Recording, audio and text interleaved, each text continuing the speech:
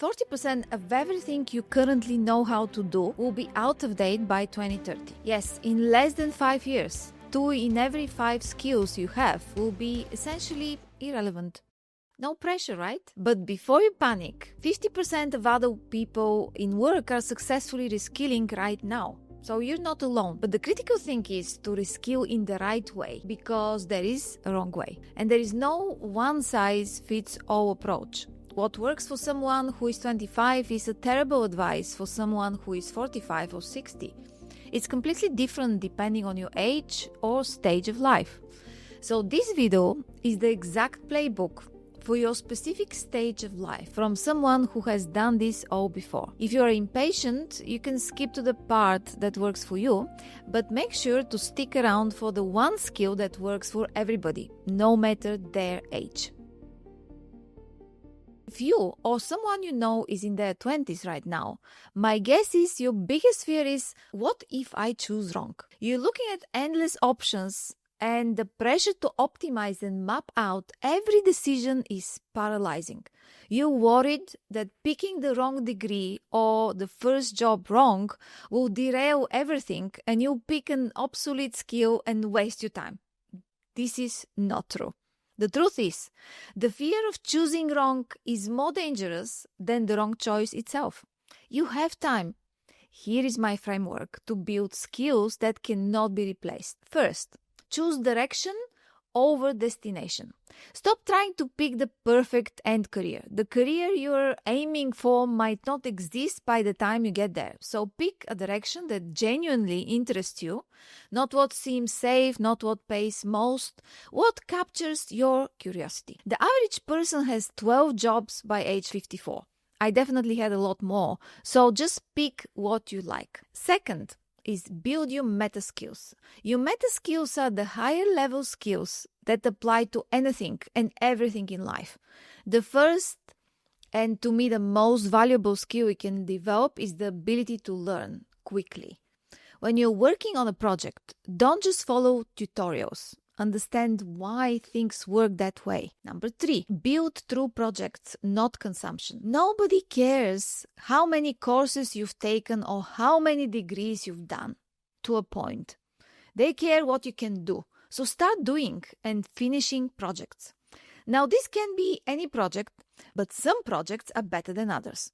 When I was hiring, these were the ones that impressed me the most. First, the project solved an actual problem, whether hypothetical or not. Second, it took them more than 2 hours and less than 1 year to complete the project. And third, it was a project I could physically see. If you're interested in marketing, for instance, run a campaign for a local business and document what worked. If you're interested in data analysis, find a data set and create a complete analysis. This skill of building, creating, and problem solving will never get old. 4. Network. I know this sounds very, very scary, but every month have just 2 conversations with 2 people whose work interests you. Not to ask for a job, just to learn. Prepare 3 questions and make sure to listen more than you talk. 2 a month isn't a lot, but do this for 2 years and you have 48 people who know you are curious and thoughtful and will remember you when opportunities come up. Your action steps. This week, pick one direction based on genuine interest. Write down why it interests you. This month, start one 60-day project. Define what done looks like before you start. And this quarter, have 3 conversations, 1 success story, 2 people who pivoted. Learn from all 3. Now, if you're in your 30s, 40s, or 50s, you're feeling lost and worried it's too late. But don't worry, I've got you. I was in exactly this place a few years ago. I left my role as regional CEO at Citibank, managing $2 billion business across 16 countries. Starting over as entrepreneur in my late 40s felt terrifying, but I discovered my age wasn't a disadvantage. I had more self-knowledge, a network, and life experience that translated into wisdom. Here is your 4-step framework. Step 1. Step back. Before you do anything big, you need to first understand yourself and deeply understand yourself. What are your actual talents? Not job titles, but what you are genuinely good at. What are your non-negotiables? What would you give up everything for? Then look at your career and ask, how does everything connect? What patterns emerge? One of my clients, a pharmaceutical sales executive, realized her best skill was translating complex medical information into language doctors could use with patients. That became her consulting niche.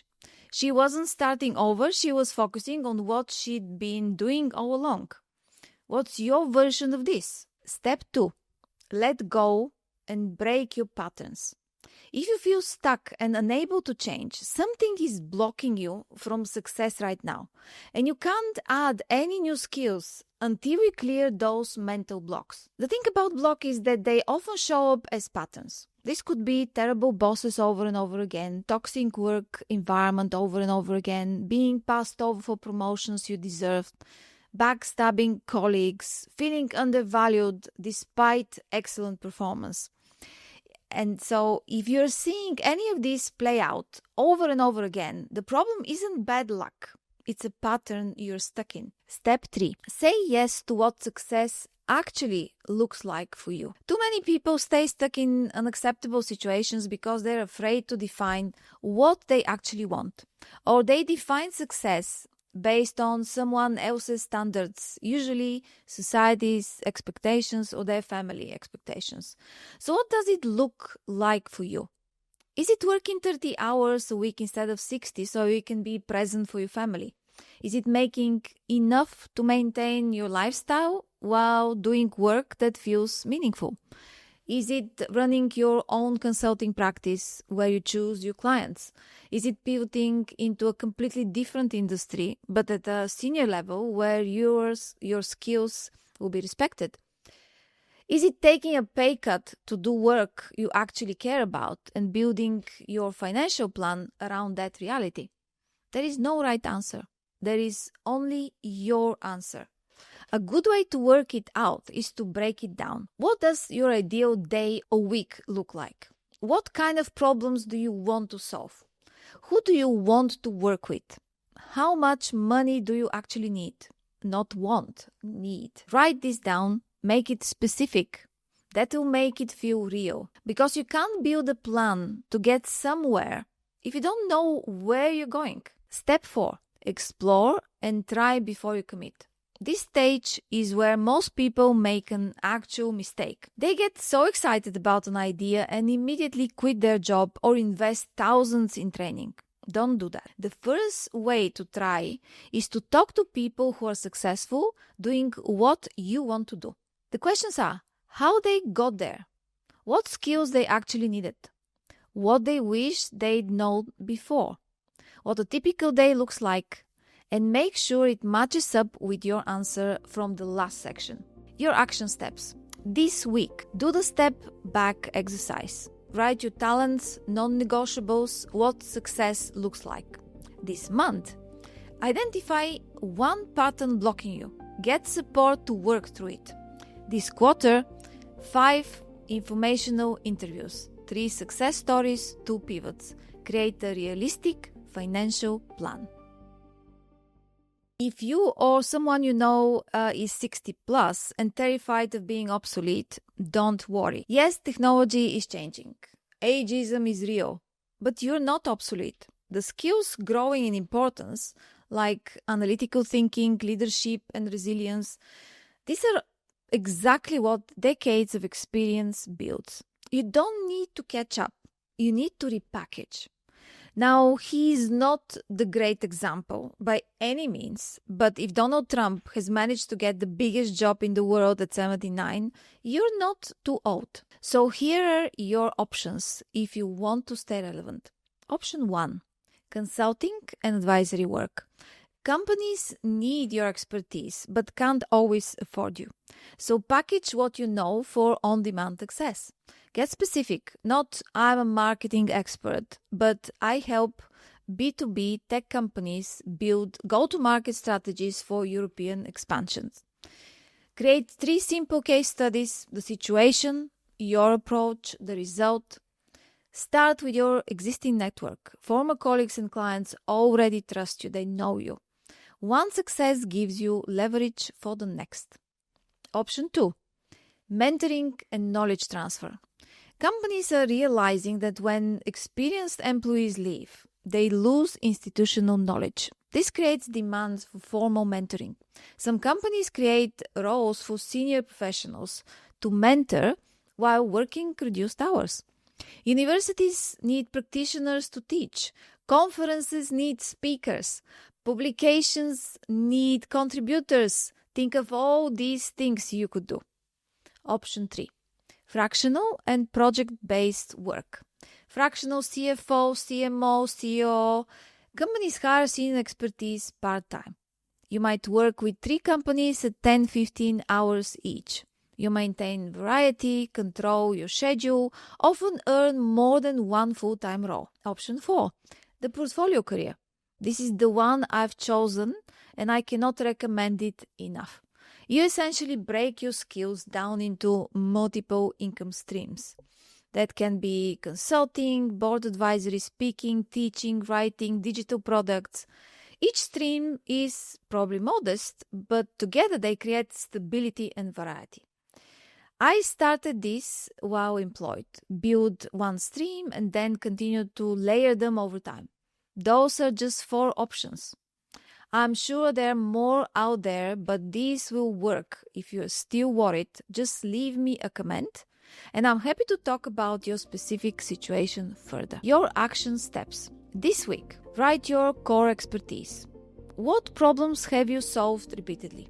This month, reconnect with 5 people in your network. Let them know you're available for consulting. And this quarter, choose one path. Consulting, mentoring, project-based or portfolio. Find 3 people doing it and study their approach. One thing that everyone needs to listen to stay relevant. Because regardless of your age, there is one reskilling trick that works for everyone. Being T-shaped.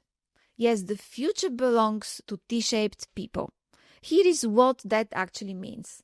Like a T, you want deep expertise in one area, your vertical bar, and broad competence in adjacent areas. This is your horizontal bar. So for example, if you're a software developer, that's your depth. But you also need to understand enough about user experience, project management, and business strategy to be decent at your job. That's the top of the T. This T-shape makes you valuable in ways specialists and generalists aren't.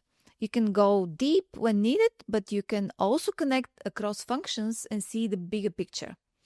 Plus, if at any point your depth becomes a redundant skill, you can switch to one of your others and deepen those instead.